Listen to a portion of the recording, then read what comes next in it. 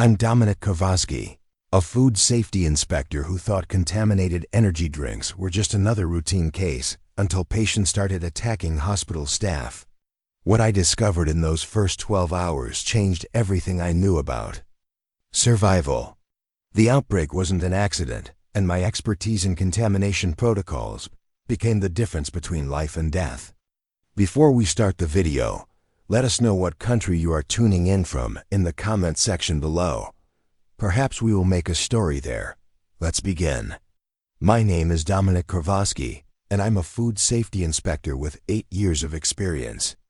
Working for the USDA, I've seen contamination outbreaks that killed dozens, investigated facilities that would make your stomach turn, and dealt with corporate cover-ups that put profits over public safety. But nothing in my career prepared me for what I witnessed during those first 12 hours of the outbreak. What started as a routine consultation at a Chicago hospital became the beginning of something that would change everything we thought we knew about survival. It was 3:47 in the morning on October 15th when my phone rang. I was at home, going through inspection reports from the previous week, when Dr. Sarah Martinez from St. Mary's Hospital called me directly. She said they had an unusual food poisoning case involving multiple college students and needed someone with contamination expertise to review the evidence. The symptoms weren't matching anything in their medical databases, and they were concerned about a potential outbreak spreading through the Northwestern University campus. I grabbed my emergency inspection kit and drove through the empty Chicago streets to the hospital. The city looked normal at that hour, just the usual late-night traffic and delivery trucks making their rounds. I had no idea that within hours, those same streets would be filled with chaos and danger. When I arrived at St. Mary's, the emergency department seemed relatively calm. There were about 15 patients from the university, all presenting with similar symptoms that had brought them in over the past 6 hours. Dr. Martinez met me in the consultation room and spread out the preliminary reports across the table. The patients were all between 18 and 22 years old, mostly freshmen and sophomores. They had started arriving around 9:30 the previous evening, complaining of severe nausea, vomiting, and what the medical staff described as extreme agitation. What caught my attention immediately was the timeline. All 15 patients had consumed food or beverages from the same campus convenience store between 6 and 8 o'clock that evening. I reviewed the evidence bags containing leftover food items and empty containers the students had brought with them. There were sandwich wrappers, chip bags, and several empty energy drink cans. The energy drinks were all the same brand, Night Rush, which I recognized from previous inspections. I had actually filed a report about irregularities at their primary distribution facility about 6 months earlier. The facility had been operating on unusual shipping schedules, receiving deliveries at odd hours, and their quality control documentation had gaps that concerned me at the time. As I examined the Night Rush cans more closely, something bothered me about the expiration dates. They were all printed with dates that seemed inconsistent with normal production cycles.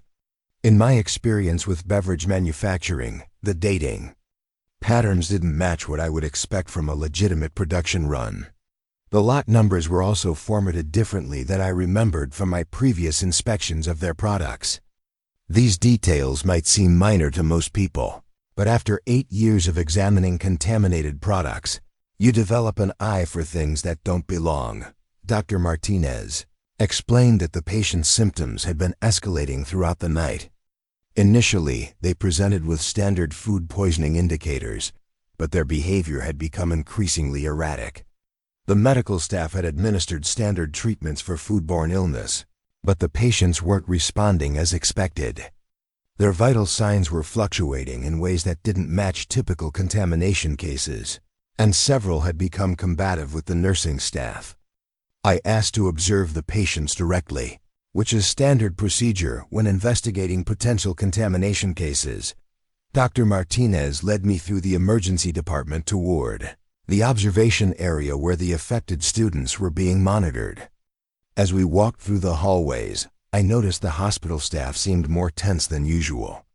Nurses were moving quickly between rooms, and I could hear raised voices coming from several patient areas.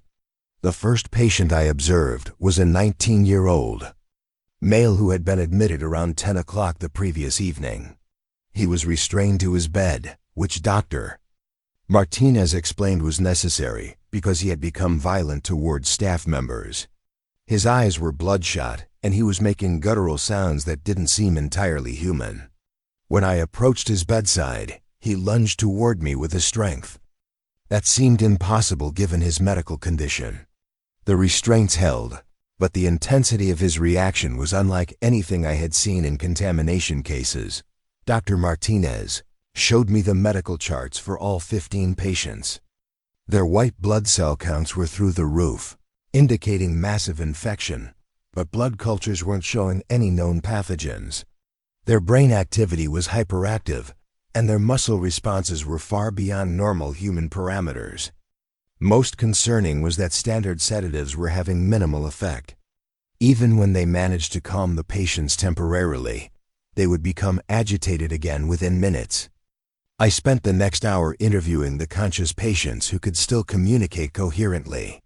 3 of them were still lucid enough to answer questions, though they seemed confused and disoriented. They all confirmed consuming the night rush energy drinks from the campus store, and most had drunk them within the same 2-hour window. What struck me as significant was that they had all purchased the drinks from a new shipment that had arrived at the store that afternoon.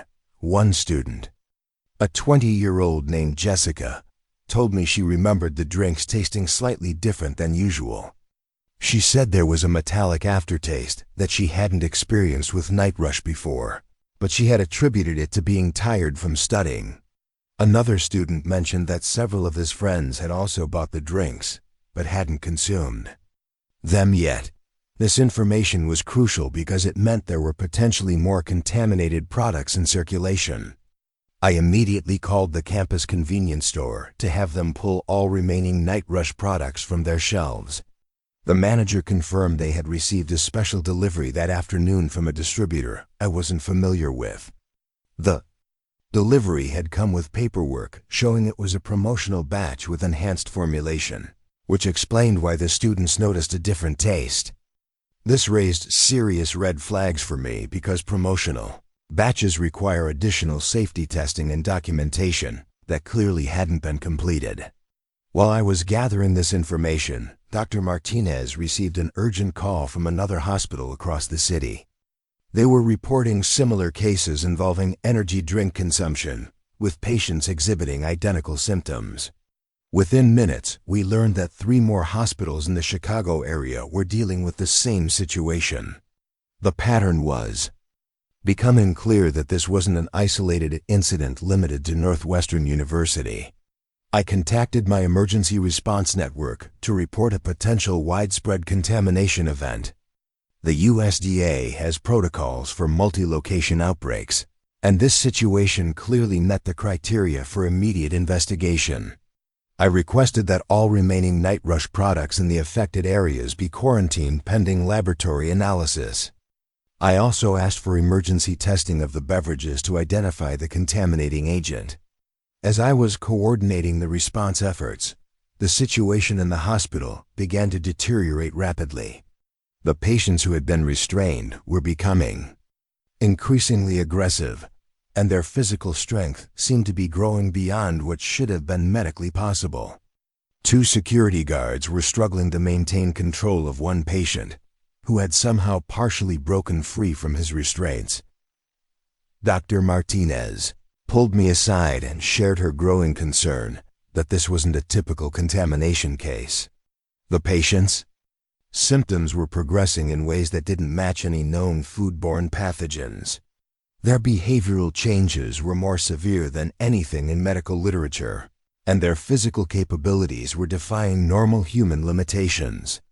She asked if I had ever encountered anything similar in my contamination investigations. I had to admit that these symptoms were outside my experience with standard contamination cases. However, the distribution pattern and the evidence of product Tampering strongly suggested deliberate contamination rather than accidental exposure. The fact that multiple hospitals were reporting identical cases from the same product batch indicated a coordinated effort to introduce a harmful substance into the food supply. The hospital's laboratory results started coming back around 6 in the morning, and they confirmed my worst fears. The blood work showed the presence of an unknown compound that wasn't in any of their databases. The substance appeared to be synthetic and was affecting multiple organ systems simultaneously. Most disturbing was that the compound seemed to be replicating within the patient's bodies, suggesting it might be some form of engineered pathogen. I realized that my previous inspection of the Night Rush distribution facility had uncovered warning signs that I should have pursued more aggressively. The irregular shipping schedules, the gaps in quality control documentation, and the unusual security measures at the facility all pointed to activities that went beyond normal beverage production. I had filed my concerns with the appropriate authorities, but follow-up investigations had been delayed due to bureaucratic processes. The memory of that inspection was becoming increasingly significant as I watched the situation unfold. The facility had been operating sections that were off-limits to standard inspectors, claiming they were conducting proprietary research for new product development. At the time, I had noted that their security was more intense than typical food production facilities, with multiple checkpoints and restricted access areas that seemed excessive for beverage manufacturing. As 6:30 approached, the hospital received reports that the contamination was spreading beyond the Chicago area. Cities across the Midwest were reporting similar cases, all linked to Night Rush energy drink consumption. The pattern suggested a coordinated distribution of contaminated products across multiple states, which meant this was far more serious than a localized contamination event. Dr. Martinez and I began developing emergency protocols for handling the affected patients and protecting the hospital staff. My experience with contamination containment procedures became crucial as we worked to prevent whatever was in those drinks from spreading to healthcare workers.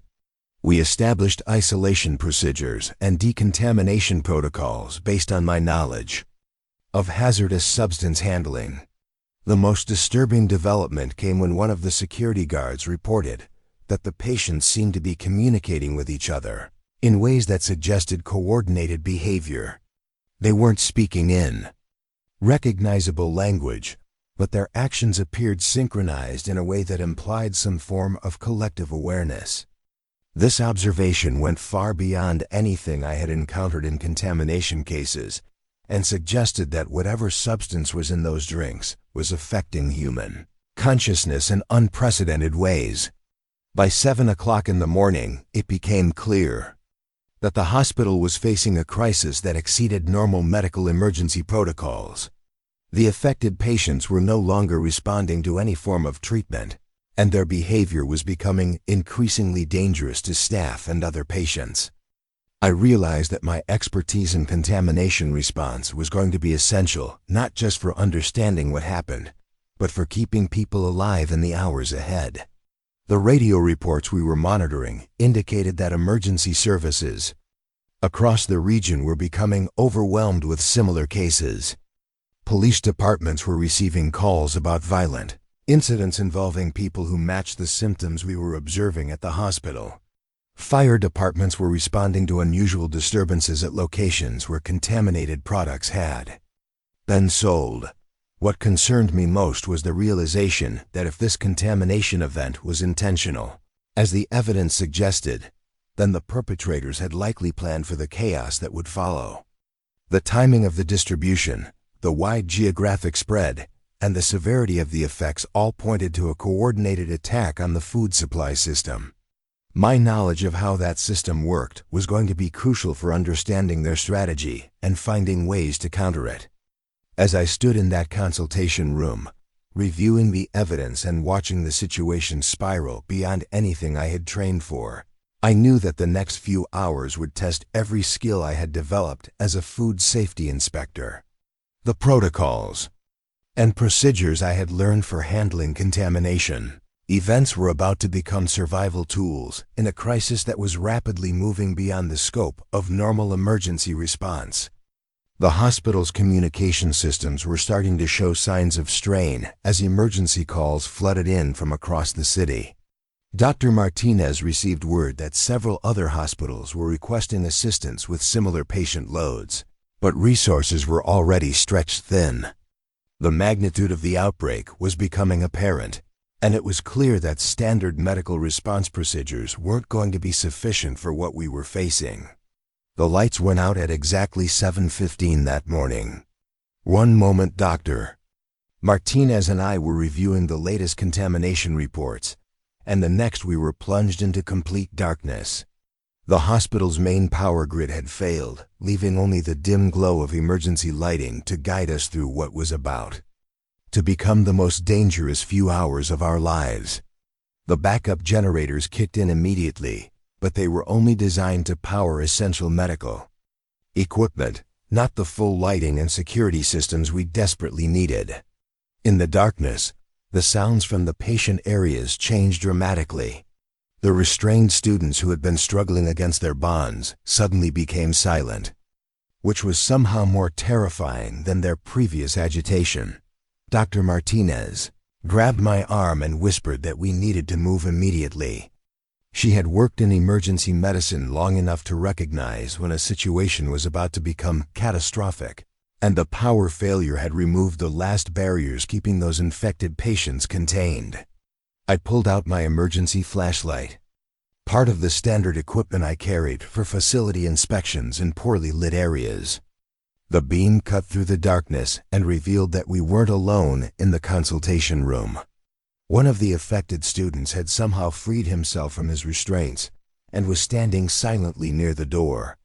His eyes reflected the flashlight beam like an animal's, and his posture was completely wrong for human anatomy. Dr. Martinez later told me that his spine seemed to curve in ways that should have been impossible. My experience with contamination protocols immediately kicked in.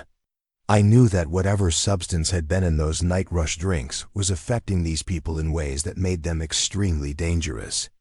I guided Dr. Martinez toward the back exit of the consultation room, using my knowledge of hospital layouts from previous safety inspections. Most people don't realize that food safety inspectors spend considerable time learning building layouts, because contamination often spreads through ventilation and service systems. We moved through the administrative corridors, staying away from the main patient areas where we could hear increasing chaos. The emergency lighting cast strange shadows that made it difficult to distinguish between equipment and people, but my training had taught me to navigate unfamiliar buildings in low light conditions. We needed to reach other survivors and coordinate a response, but first we had to avoid becoming victims ourselves. The hospital's intercom system crackled to life with an automated emergency announcement. The voice was calm and professional, stating that the facility was under lockdown due to a medical emergency and that all staff should remain in secure locations until further notice.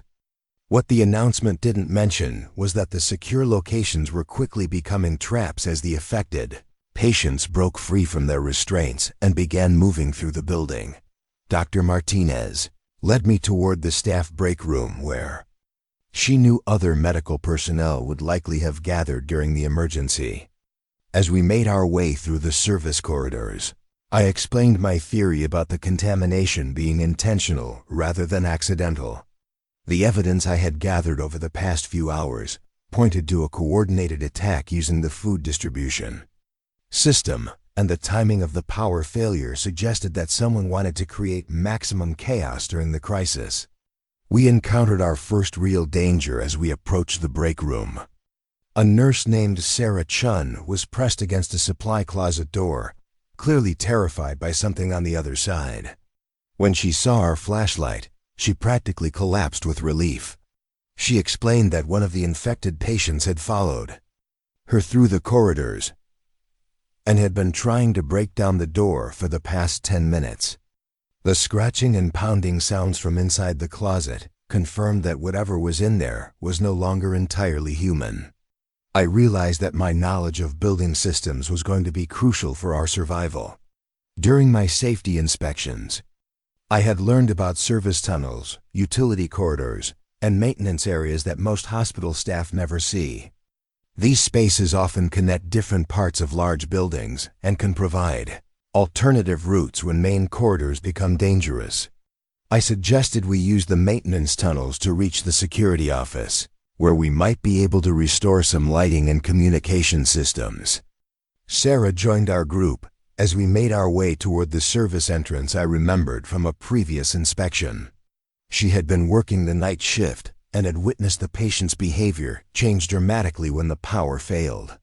According to her observations, they had become more coordinated and purposeful, almost as if the darkness had activated some kind of collective intelligence. This information reinforced my growing suspicion that the contaminating substance was designed to create specific behavioral changes under certain conditions. The maintenance tunnels beneath St. Mary's Hospital were exactly as I remembered them from my inspection 18 months earlier. They were narrow, poorly ventilated, and lined with pipes and electrical conduits that created a maze-like environment. However, they also provided concealment and alternative routes that the infected patients were unlikely to discover. My experience navigating similar spaces during facility inspections gave our group a significant advantage in moving through the building safely. As we made our way through the tunnels, I explained to Dr. Martinez and Sarah how contamination events typically spread and what we could expect in terms of timeline and scope. Based on the reports we had received before the power failure, the outbreak was already affecting multiple hospitals across the Chicago area. The pattern suggested that contaminated night rush products had been distributed strategically to maximize impact during the late evening hours when emergency response would be most limited. We reached the security office through a maintenance access point that connected to the building's central systems. The office was empty, but the backup power was still functioning, giving us access to security monitors and communication equipment. What we saw on the screens was devastating. The infected patients had spread throughout the hospital, and their behavior was becoming increasingly organized. They seemed to be working together to break down barriers and access areas where healthy people might be hiding. The security system also showed us that we weren't the only survivors in the building. A maintenance worker named Tony Rodriguez had barricaded himself in the kitchen area, and several other staff members were trapped in various locations throughout the hospital. Using the intercom system, we were able to establish communication with these survivors and begin coordinating our escape from the building. Tony's voice over the intercom provided crucial information about what was happening outside the hospital. He had been monitoring radio communications from his position near the loading dock and reported that emergency services across the city were overwhelmed with similar incidents. Police and fire departments were receiving hundreds of calls about violent attacks, and several other hospitals had gone dark completely. The scope of the crisis was far beyond anything the city's emergency response system could handle.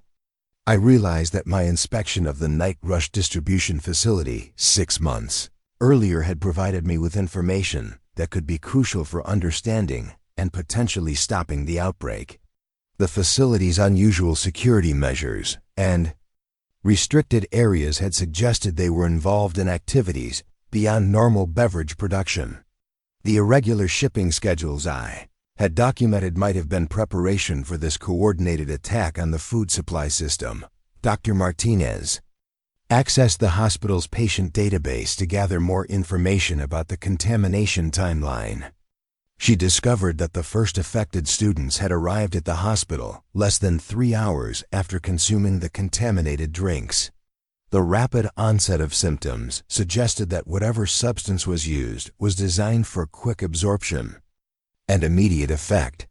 This information would be important for warning other potential victims and developing treatment protocols. The radio communications we monitored revealed that government agencies were beginning to respond to the crisis. Federal emergency management teams were being deployed to affected areas, but their response was focused on containment rather than treatment. Military units were establishing perimeters around major cities, and there were references to protocols that suggested this type of event had been anticipated and planned for by authorities. What concerned me most about the government response was that it seemed designed to isolate affected areas rather than provide assistance to survivors. The communication patterns I was hearing reminded me of the bureaucratic delays I had encountered when trying to investigate the night rush facility. It was becoming clear that the same forces that had prevented proper oversight of the contamination source were now controlling the official response to the crisis. Sarah reported that she had been receiving text messages from friends and family throughout the night describing similar incidents in their neighborhoods. The contamination wasn't limited to the night rush energy drinks we had identified at the hospital. Other products from the same distribution network were apparently involved, suggesting a much broader attack on the food supply system than we had initially realized.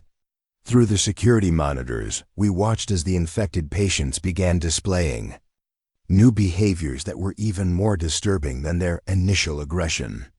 They were organizing into groups, communicating through gestures and sounds that seemed to follow specific patterns, and working together to overcome obstacles that would have stopped individual attackers. Whatever substance had been introduced into their systems was clearly designed to modify human behavior in sophisticated ways. I explained to the group that my experience with contamination investigations had taught me to look for evidence of deliberate tampering versus accidental exposure.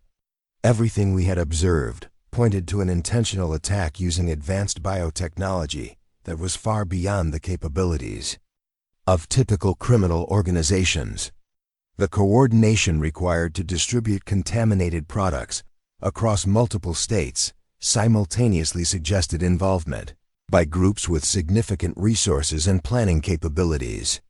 The hospital's communication system allowed us to contact other medical facilities in the area and share information about what we had learned. Several emergency rooms reported similar patient behaviors and confirmed that the contamination was spreading beyond energy drinks to include other beverages and food products.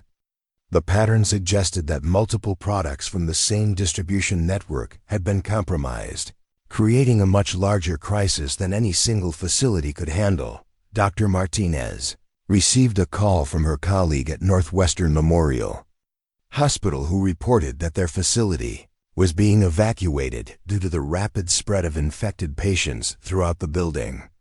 The evacuation was being conducted by military personnel who were separating potentially exposed individuals from those who showed no signs of contamination. This information suggested that the government response was moving quickly toward martial law and population control measures. As we prepared to leave the security office and attempt our escape from the hospital, I gathered additional evidence about the contamination that could be crucial for understanding its source and scope. The shipping records I had access to through the hospital's procurement system showed that products from the suspicious distribution network had been delivered to facilities across the entire Midwest region. The scale of the operation was becoming clear, and it was far larger than anything I had encountered in my contamination investigations. Tony reported over the intercom that he had secured a route to the loading dock where delivery trucks were still parked. His plan was to use one of the vehicles to escape the hospital grounds, but he needed assistance getting through areas where infected patients were concentrated. My knowledge of the building's layout and contamination protocols made me the logical choice to guide the group through the dangerous areas between our current location and the loading dock. The radio communications we continued monitoring revealed that the crisis was spreading beyond the Chicago area. Cities across multiple states were reporting similar outbreaks, and the federal response was shifting toward complete containment of affected regions. References to acceptable losses and containment priorities suggested that the government was prepared to sacrifice civilian populations to prevent further spread of whatever had been released into the food supply. Before leaving the security office, I documented everything we had learned about the contamination source, distribution network, and timeline. This information needed to be preserved and shared with other survivors because it was becoming clear that official channels were not going to provide accurate information about what was really happening. My experience with government cover-ups during contamination investigations had taught me that documentation and independent verification were crucial for eventual accountability. Dr. Martinez made the difficult decision to leave behind medical supplies that could have helped treat contamination symptoms because our priority had to be escaping the building alive. The infected patients were becoming more organized and aggressive, and our window for safe evacuation was closing rapidly.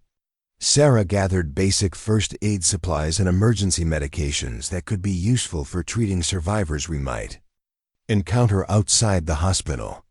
As we prepared to leave the security office and make our way toward the loading dock, the radio chatter we were monitoring included references to military units establishing exclusion zones around affected areas.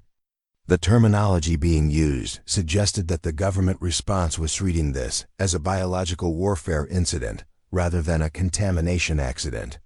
This classification had serious implications for how survivors would be treated and what kind of assistance we could expect from official sources. The infected patients visible on the security monitors were displaying increasingly sophisticated group behaviors that defied everything I knew about contamination effects on human psychology.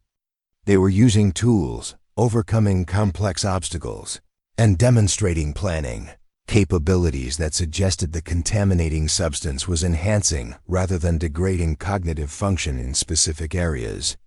This realization made them far more dangerous than typical contamination victims and required us to completely rethink our survival strategies.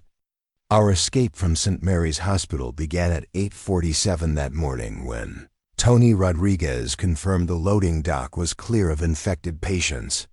Using the maintenance tunnels I had mapped during previous safety inspections, our group of 4 survivors made our way through the building's service areas toward what we hoped would be freedom.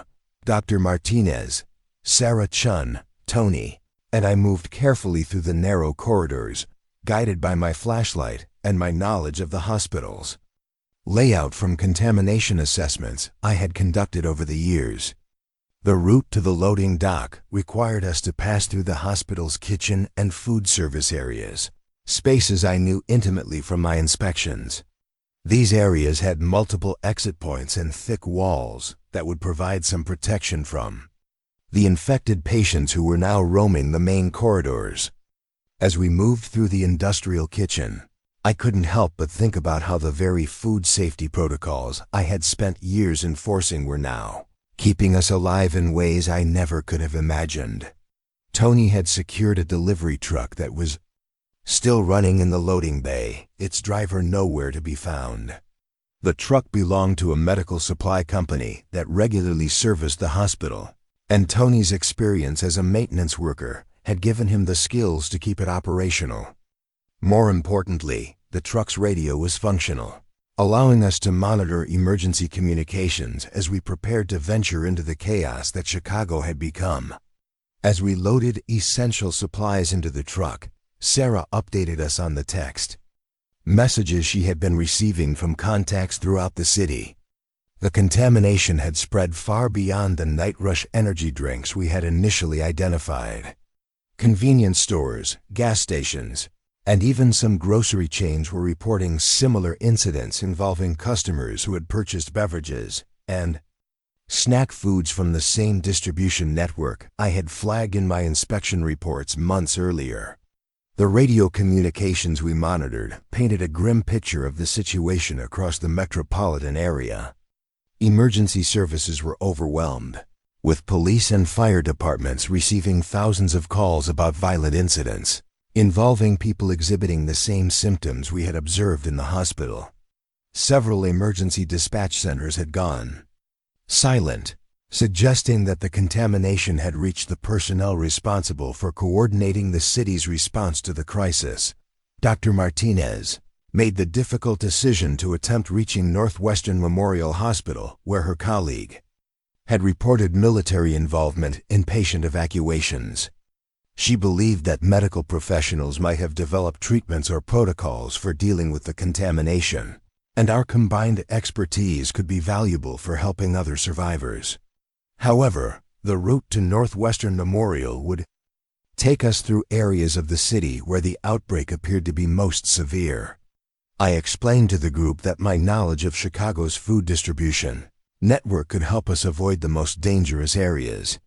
The contaminated products had been delivered to specific types of retailers that catered to late-night consumers, particularly near college campuses, entertainment districts, and residential areas with high concentrations of young adults. By avoiding these zones, we could potentially reach Northwestern Memorial while minimizing our exposure to infected individuals. As we drove through the early morning streets, the scope of the crisis became painfully clear. Abandoned vehicles blocked many intersections, their drivers having apparently succumbed to the contamination while attempting to flee the affected areas. Emergency vehicles sat empty with their lights still flashing, suggesting that first responders had either been overwhelmed or had become victims themselves.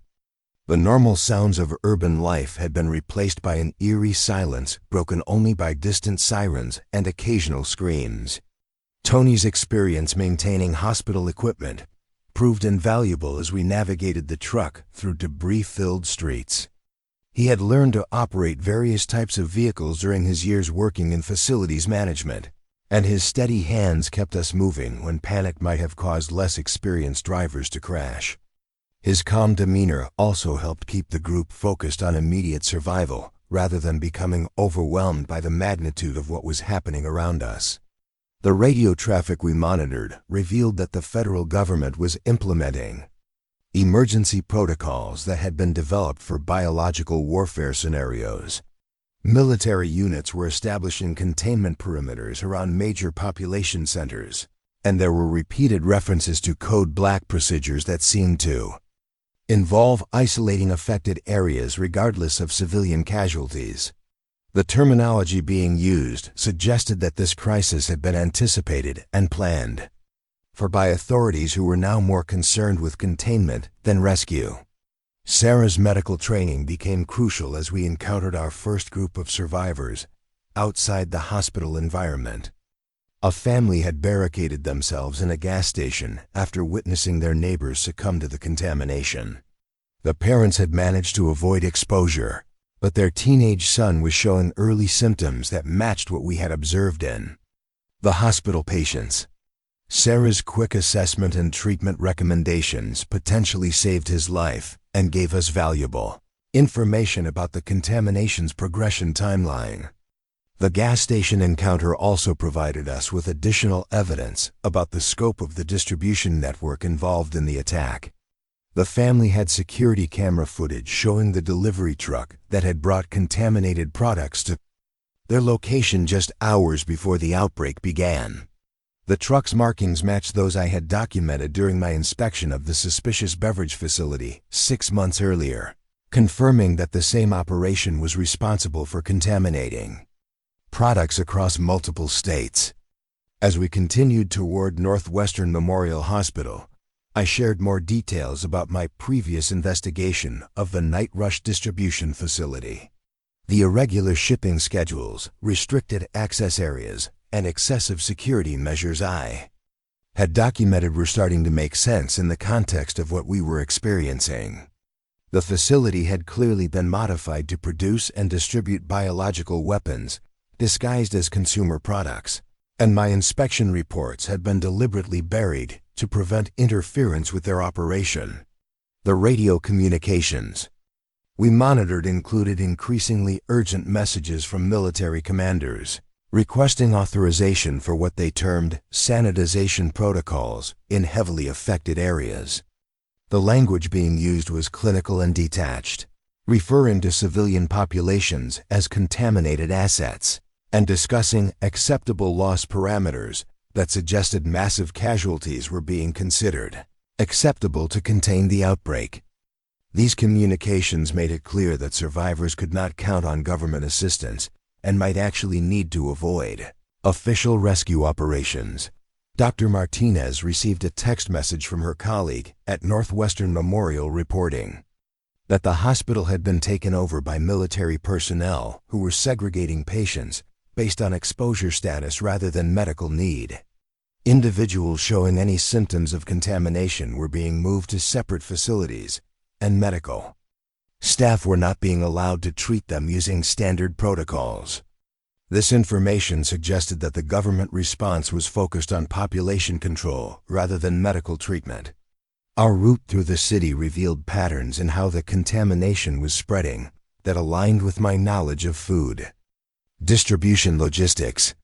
Areas with high concentrations of convenience stores, gas stations, and late-night restaurants were experiencing the most severe outbreaks, while residential neighborhoods with fewer commercial food outlets showed less impact.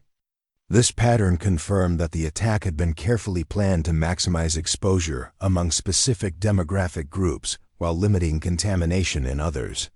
The truck's radio picked up amateur communications from other survivor groups throughout the metropolitan area.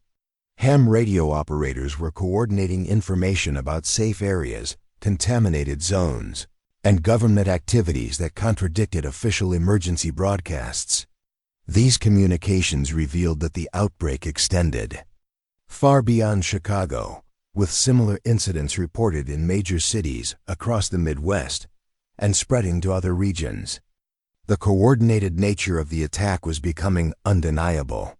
Tony's mechanical skills proved essential when we encountered a roadblock created by abandoned emergency vehicles.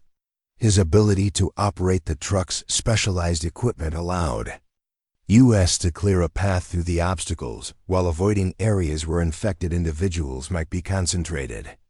His practical approach to problem solving complemented my theoretical knowledge of contamination protocols and helped keep our group moving toward our destination.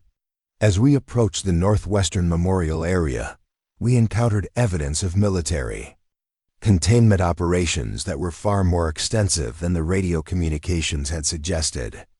Roadblocks had been established at key intersections, and military vehicles were positioned to control access to the hospital district. However, the personnel manning these positions appeared to have abandoned their posts, leaving equipment and supplies unattended. This abandonment suggested that even military units were struggling to maintain operational capacity in the face of the outbreak. Sarah's continued monitoring of text messages and social media revealed that the contamination was affecting infrastructure systems beyond just healthcare facilities. Power plants, water treatment facilities, and communication networks were reporting personnel shortages as workers either became infected or fled affected areas. The cascading failures suggested that the attack had been designed to cripple society's ability to respond effectively to the crisis. The evidence we gathered during our journey through the city painted a picture of a coordinated assault on the food supply system that was far more sophisticated than anything I had encountered in my contamination investigations. The timing of the distribution, the selection of target demographics, and the coordination across multiple states suggested involvement by organizations with extensive resources and advanced planning capabilities. This was not a random terrorist attack, but a carefully orchestrated operation designed to achieve specific strategic objectives. Dr. Martinez's medical expertise helped us understand why the contaminated individuals were displaying such unusual behaviors. The substance in the night rush drinks and other products appeared to be affecting specific areas of the brain responsible for social behavior, pain perception, and cognitive processing. Rather than simply poisoning victims, the contamination was modifying their neurological function in ways that made them dangerous to uncontaminated individuals, while enhancing their ability to work together in groups. As we reached the vicinity of Northwestern Memorial Hospital, the radio traffic we monitored included references to Phase 2, operations that were apparently scheduled to begin once containment objectives had been achieved. The terminology suggested that the current outbreak was only the first stage of a larger plan, and that additional attacks or operations were planned for the near future. This information made it crucial that we gather intelligence about the source of the contamination and find ways to warn other potential victims. The hospital district showed signs of hasty evacuation by both medical personnel and military units. Medical equipment had been abandoned in the streets, and several buildings showed evidence of forced entry by groups of infected individuals. However, we also found evidence that some medical staff had managed to establish secure areas where they were continuing to treat uncontaminated patients and conduct research on the contamination effects. Tony's radio skills allowed us to establish contact with these hidden medical teams and coordinate our approach to the hospital area. His experience with emergency communication systems proved that the practical skills developed in facility maintenance could be just as valuable as specialized medical or scientific training during a crisis. The diversity of our group's capabilities was becoming our greatest asset for survival and for potentially finding solutions to the contamination crisis. The abandoned military equipment we encountered included communication devices that were still receiving transmissions from higher command levels. These communications revealed that the containment operation was being coordinated from locations outside the affected areas, and that the military response was being directed by personnel who viewed the outbreak as an opportunity to implement pre-planned population control measures rather than a disaster requiring humanitarian assistance. Sarah's analysis of the medical data we had gathered suggested that the contamination was designed to create a clear division between affected and unaffected populations. The neurological modifications caused by the substance made it impossible for contaminated individuals to reintegrate into normal society, while also making them hostile to uncontaminated people. This effect would serve the interests of any group seeking to justify extreme measures against large segments of the population. As we established contact with the medical team still operating near Northwestern Memorial, I realized that my documentation of the distribution network and contamination timeline would be crucial for their research efforts. The evidence I had gathered during our escape from St. Mary's Hospital provided the missing pieces they needed to understand how the attack had been coordinated and potentially identify other products that might be contaminated. Our survival journey was becoming an intelligence-gathering mission that could help prevent further casualties. The communications we intercepted also revealed that similar outbreaks were occurring in other countries, suggesting that this was part of an international operation rather than a domestic terrorist attack. The coordination required to launch simultaneous biological attacks across multiple nations pointed to involvement by organizations with resources that exceeded those of typical criminal or terrorist groups. The scope of the conspiracy was becoming clear, and it extended far beyond the food safety violations I had originally investigated. Our approach to Northwestern Memorial Hospital required us to navigate through areas where infected individuals had established what appeared to be territorial control. These groups were displaying organizational behaviors that suggested the contamination was enhancing certain cognitive abilities while suppressing others.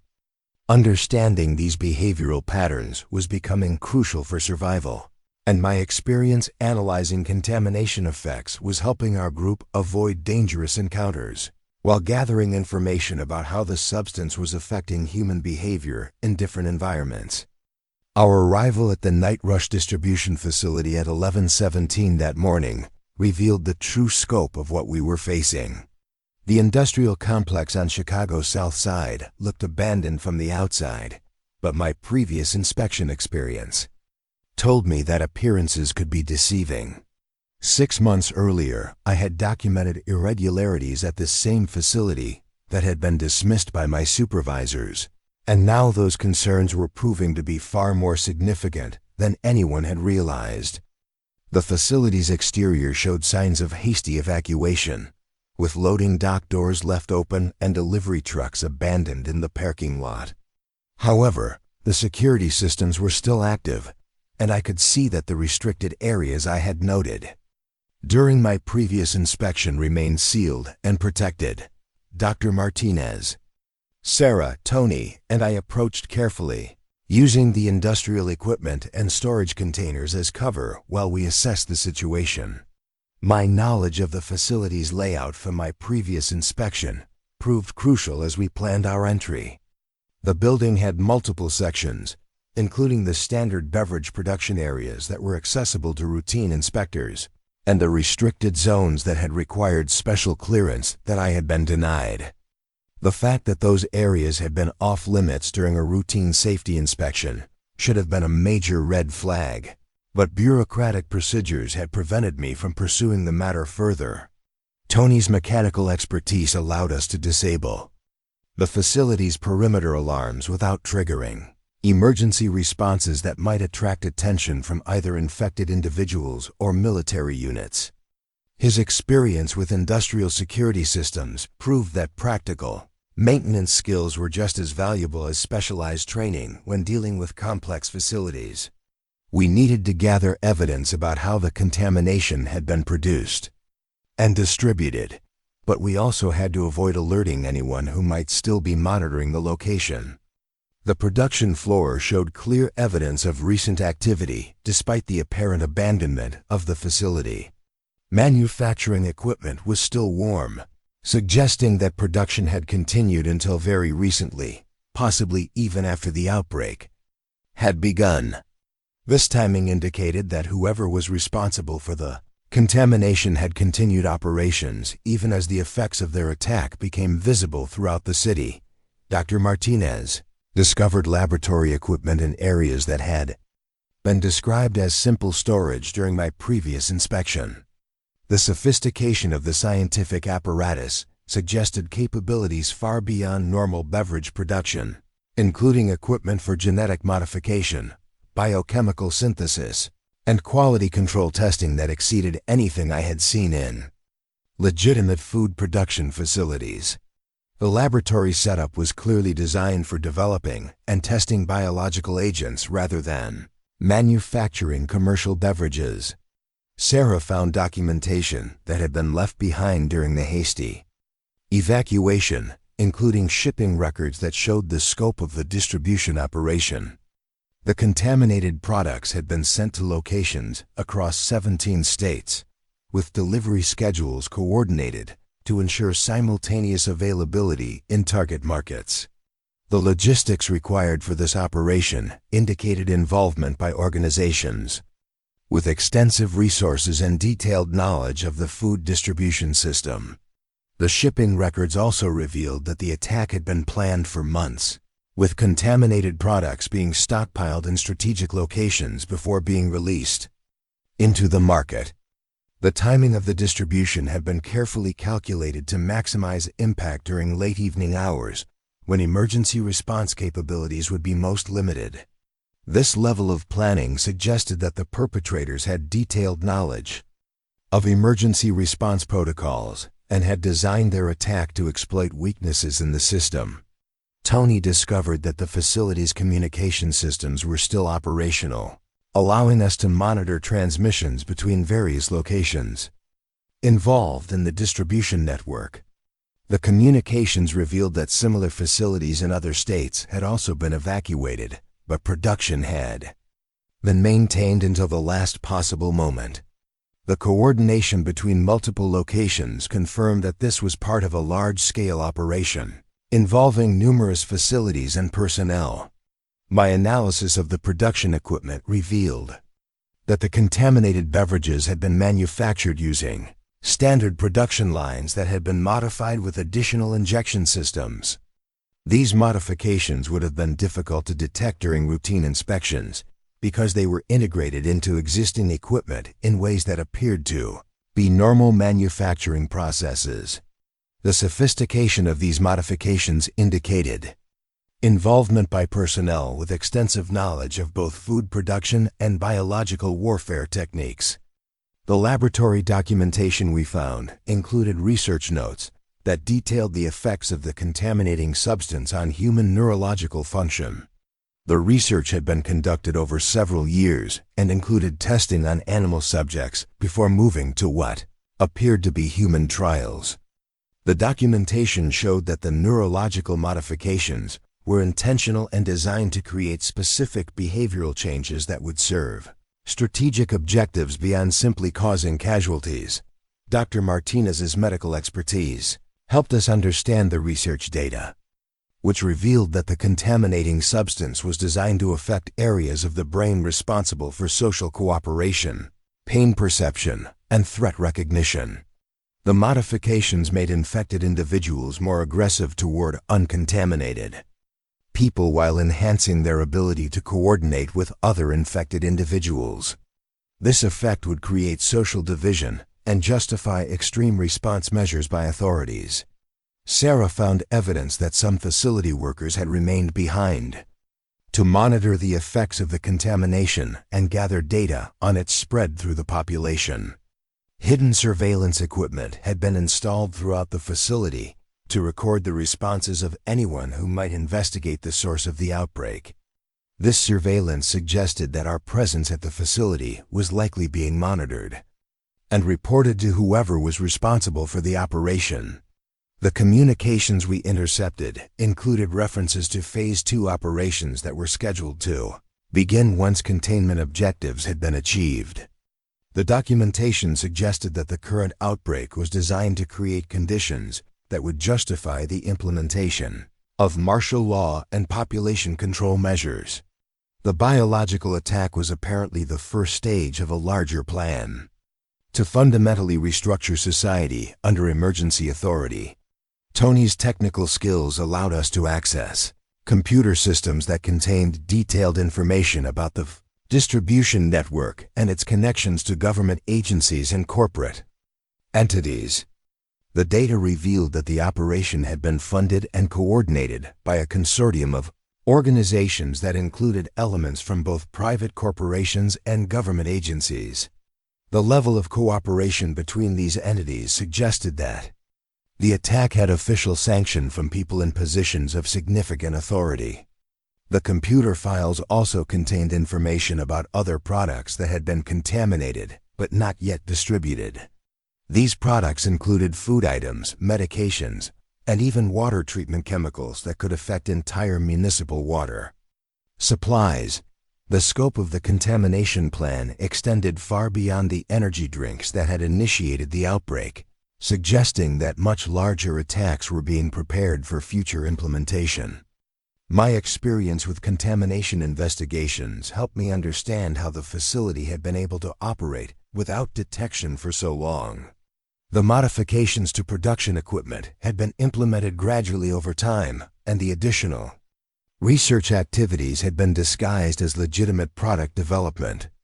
The facility had maintained all necessary permits and certifications while conducting illegal biological weapons research under the cover of normal business operations.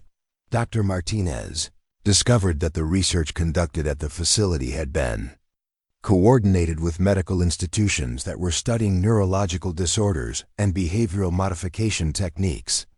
The legitimate medical research had provided cover for developing the biological agents that were now affecting thousands of people across multiple states. The connection between academic research and biological weapons development showed how scientific knowledge could be weaponized by people with malicious intentions.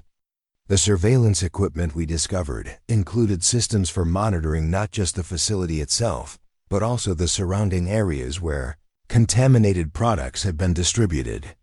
The operators had been tracking the spread of the contamination in real time and adjusting their plans based on the observed effects. This level of monitoring suggested that the attack was being managed as an ongoing operation rather than a single event. Sarah's analysis of the medical research data revealed that the contaminating substance had been designed to be transmitted between individuals under certain conditions. The research had explored ways to make the neurological modifications spread through populations without requiring additional contaminated products.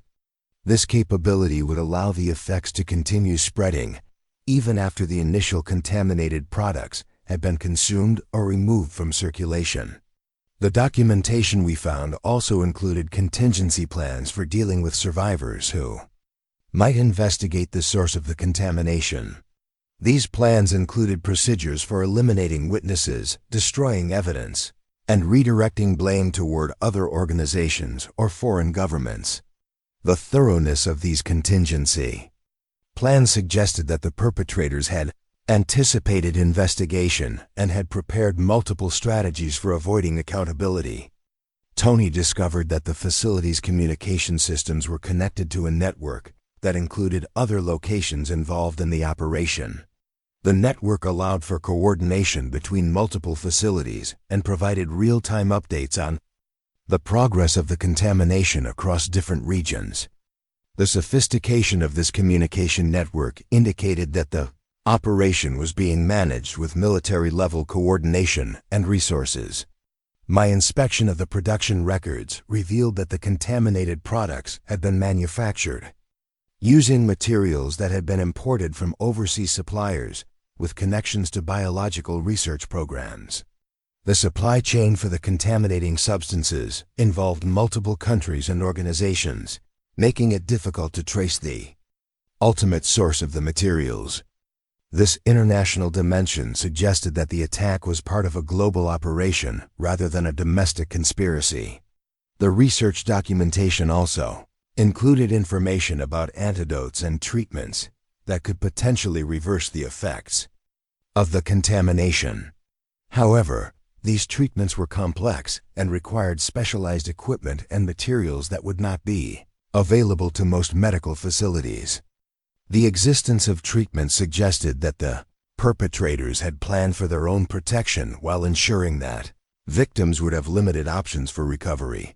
Dr. Martinez found evidence that some of the facility's research had been conducted in cooperation with foreign laboratories that were developing similar biological agents. The international cooperation included sharing of research data, testing protocols, and production techniques that had been refined over several years. This cooperation suggested that similar attacks might be planned or already underway in other countries. The computer systems also contained information about government officials and corporate executives who had been briefed on the operation and had provided authorization for its implementation. The documentation showed that the attack had been approved at high levels of government and had been planned as part of a strategy to justify increased emergency powers and population control measures. The political dimension of the operation was becoming clear. Sarah discovered that the facility had been conducting research on ways to make the contamination effects permanent and heritable. The research included genetic modification techniques that could ensure that the neurological changes would be passed on to future generations.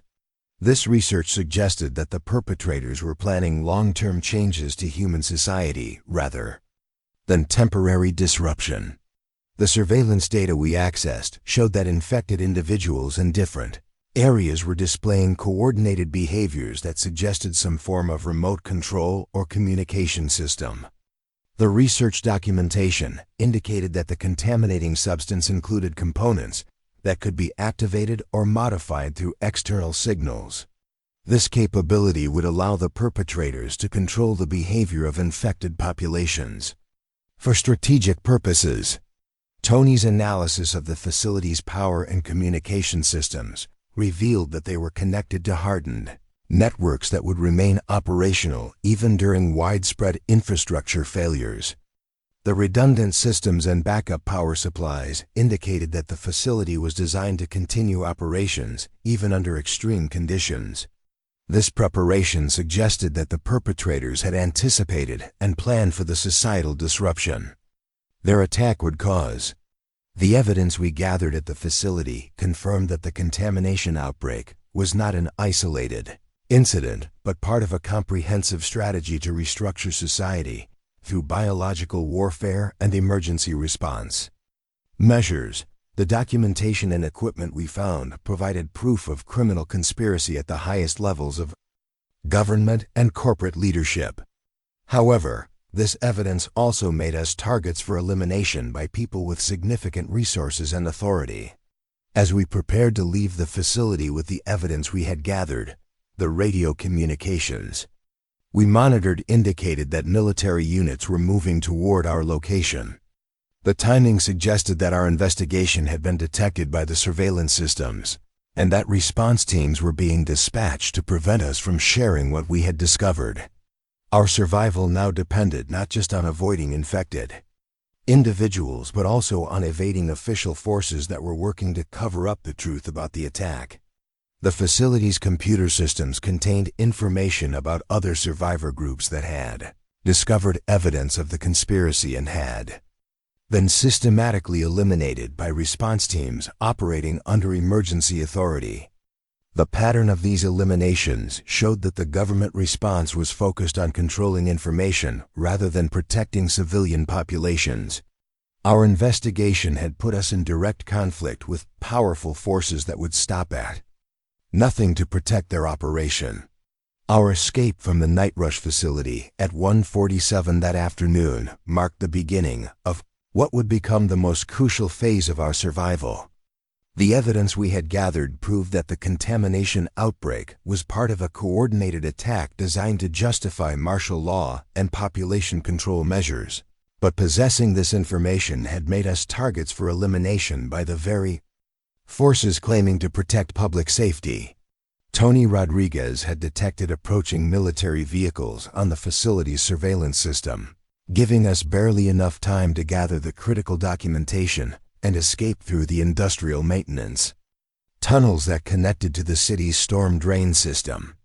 My knowledge of Chicago's infrastructure from years of conducting safety inspections across the metropolitan area proved essential as we navigated the underground passages that most people never knew existed.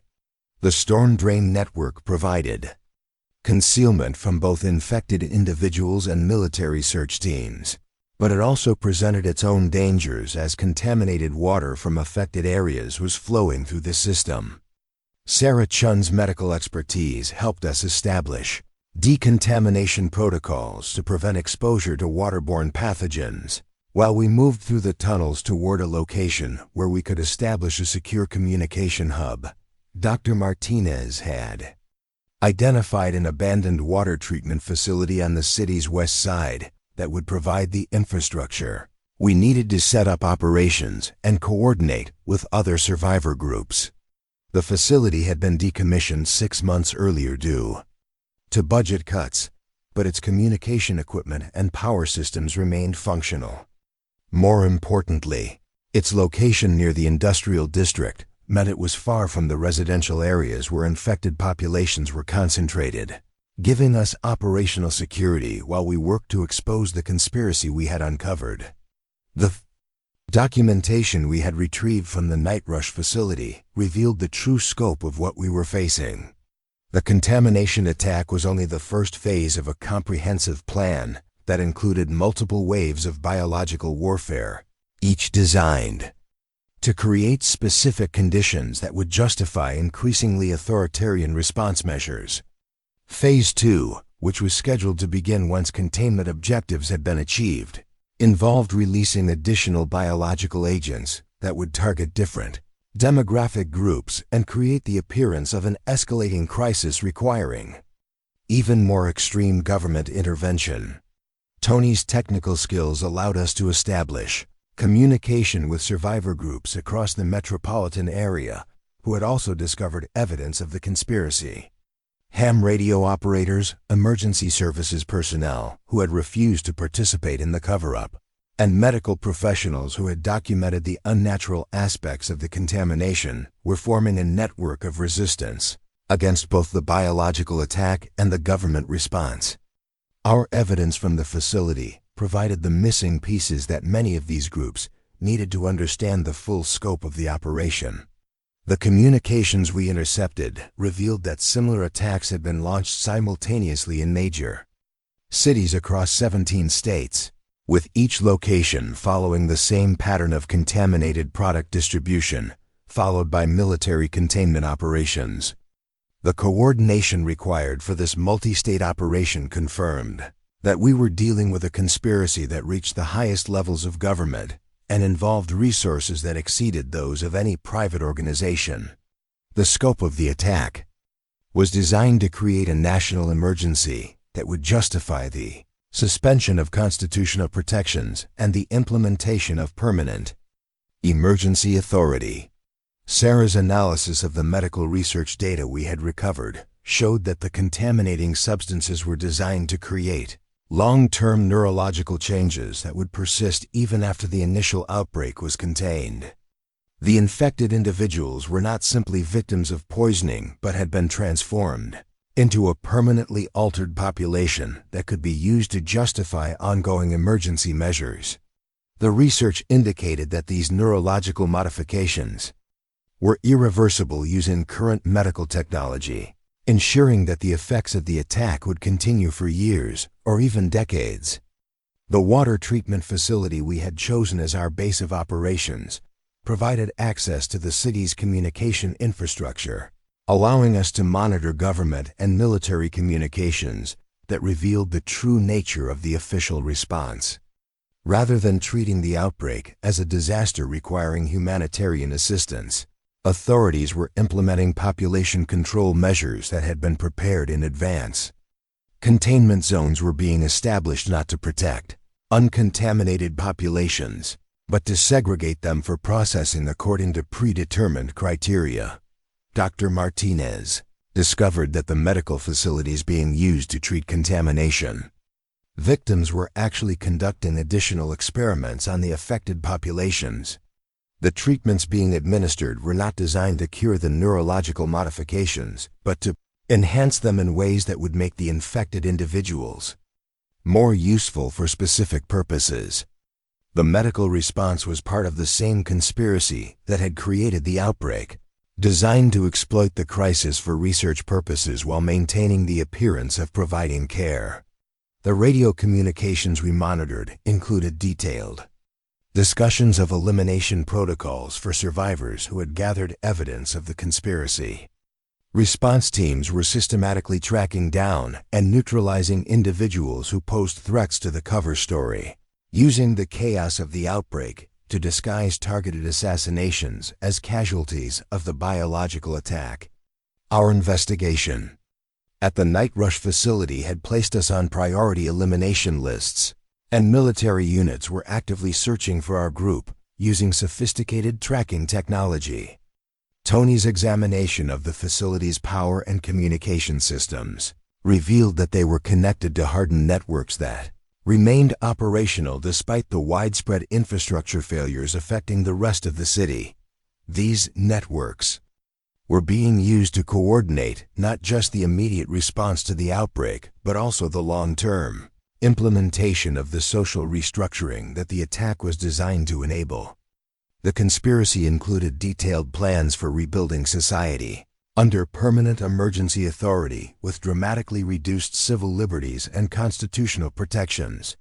The evidence we had gathered indicated that the contamination outbreak was part of an international operation involving multiple governments and transnational organizations. Similar attacks were being launched in other countries using locally adapted versions of the same biological agents, creating the appearance of a global pandemic that required coordinated international response measures. The international dimension of the conspiracy suggested that we were witnessing the implementation of a new form of global governance, justified by manufactured biological threats. Sarah's medical expertise helped us understand why the contaminated individuals were displaying increasingly sophisticated group behaviors that seemed to transcend normal human social organization. The neurological modifications included enhancements to specific cognitive abilities that made infected populations more effective at certain types of coordinated activities, while suppressing their capacity for independent thought and resistance to authority. These modifications were designed to create a compliant workforce that could be managed more efficiently than normal human populations. The communications we intercepted revealed that the government response included plans for forced relocation of uncontaminated populations to designated zones where they could be monitored and controlled more effectively. The relocation was being justified as necessary for protection from infected individuals, but the real purpose was to concentrate uncontaminated populations in locations where they could be processed according to predetermined criteria. The criteria included political affiliations, professional skills, and genetic characteristics that suggested eugenic objectives behind the population management plans. Dr. Martinez received encrypted communications from medical professionals in other affected cities who had also discovered evidence of the conspiracy and were working to document the true nature of the attack. These communications revealed that the biological agents being used were far more sophisticated than anything that had been publicly disclosed, including components that could be activated or modified through external signals. The capability for remote control of infected populations suggested that the neurological modifications were designed to create a controllable slave labor force rather than simply causing casualties. The documentation from the Night Rush facility included detailed plans for Phase 3 operations that would involve the release of additional biological agents designed to target specific genetic markers associated with different ethnic and racial groups. These agents would create the appearance of natural disease outbreaks while actually implementing a systematic genocide disguised as public health measures. The racial targeting capabilities of the biological weapons revealed the true ideological motivations behind the conspiracy. Tony's analysis of the facility's production records showed that the contaminated products had been manufactured using materials imported from laboratories in multiple countries that were conducting similar research programs. The international supply chain for biological weapons components suggested that the conspiracy involved cooperation between research institutions, government agencies, and private corporations across numerous nations. The global scope of the operation indicated that similar attacks were probably being planned or already implemented in other regions. The radio communications we monitored included discussions of Phase 4 operations that would involve the systematic elimination of uncontaminated populations who could not be controlled or relocated to designated zones. These operations were scheduled to begin once the infrastructure for managing controlled populations had been established in the containment zones. The discussions revealed that the conspiracy viewed the majority of the current human population as expendable and planned to reduce global population to levels that could be managed more efficiently by the new social order. Sarah discovered that the medical research conducted at the facility had been coordinated with academic institutions that were studying genetic engineering and behavioral modification techniques. The legitimate research had provided cover for developing biological weapons that could modify human behavior in ways that served the conspiracy's political objectives. The connection between academic research and biological warfare development showed how scientific knowledge was being weaponized to attack the very populations that had funded the research through their tax contributions. The evidence we gathered revealed that the contamination attack was designed to create conditions that would justify the implementation of a social credit system that would monitor and control every aspect of human behavior. The neurological modifications caused by the biological agents would make it easier to identify and track individuals based on their brain activity patterns, while the chaos created by the outbreak would justify the surveillance infrastructure necessary for total population control. The attack was essentially a pretext for implementing technological totalitarianism on a global scale. Dr. Martinez's analysis of the government communications we intercepted showed that the official response to the outbreak was being coordinated by the same organizations that had planned and implemented the attack. The emergency response agencies, military units, and medical facilities involved in containment operations were following protocols that had been developed years in advance as part of the conspiracy. The apparent government response was actually the second phase of the attack, designed to exploit the crisis created by the biological weapons. The communications network we had established with other survivor groups revealed that resistance movements were forming in multiple cities, led by individuals who had discovered evidence of the conspiracy and refused to accept the official narrative about the outbreak. These movements were sharing information about safe areas, contaminated zones, and government activities that contradicted emergency broadcasts. The resistance was growing despite systematic efforts by authorities to eliminate anyone who posed a threat to the cover story. Tony's monitoring of military communications revealed that the forces involved in containment operations were following rules of engagement that prioritized elimination of witnesses over protection of civilian populations. Military units were instructed to treat anyone with evidence of the conspiracy as enemy combatants, regardless of their civilian status.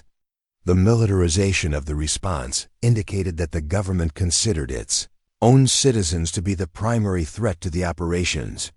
Success. The documentation we had recovered included detailed psychological profiles of population segments that were considered most likely to resist the social restructuring that the attack was designed to enable. These profiles were being used to guide targeted elimination efforts that were disguised as casualty management operations. The conspiracy had identified specific groups for elimination based on their potential for organized resistance, rather than their exposure to contamination. Sarah's medical expertise helped us understand why the research conducted at the facility had focused on developing biological agents that would affect children differently than adults. The neurological modifications were designed to be more pronounced in developing brains, ensuring that younger populations would be more thoroughly altered by the contamination. This focus on children revealed the long-term nature of the conspiracy's objectives and its willingness to target the most vulnerable members of society. The communications we intercepted included discussions of international coordination between the biological attack and economic warfare operations, designed to collapse existing financial systems.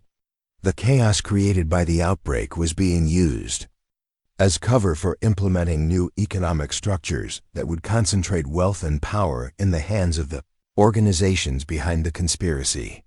The attack was part of a comprehensive strategy to restructure both social and economic systems simultaneously. Dr. Martinez discovered that the medical treatments being administered to contamination victims in government facilities were actually designed to worsen their neurological modifications while creating the appearance of providing care. The treatments included additional biological agents that enhanced the behavioral control capabilities, while suppressing any remaining capacity for independent thought. The medical response was essentially a continuation of the attack, using healthcare infrastructure as a delivery system.